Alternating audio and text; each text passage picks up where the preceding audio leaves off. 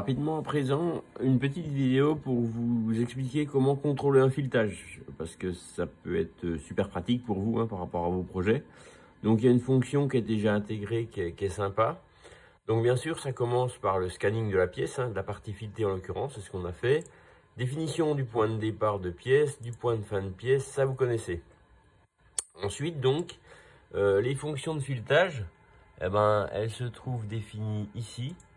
Donc standard filetage, voilà.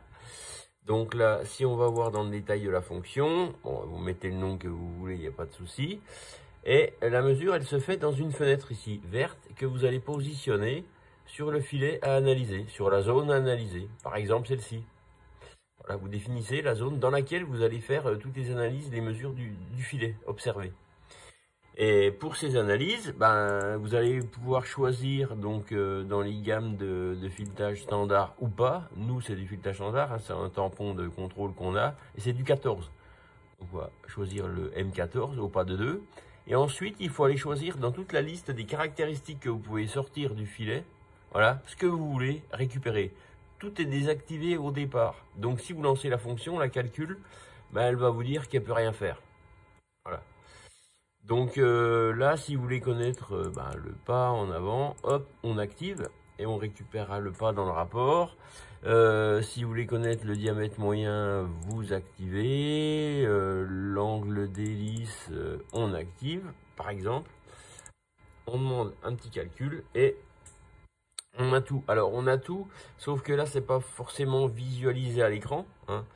Si on veut avoir les valeurs dans un rapport, eh bien, on passe sur la partie mesure ici.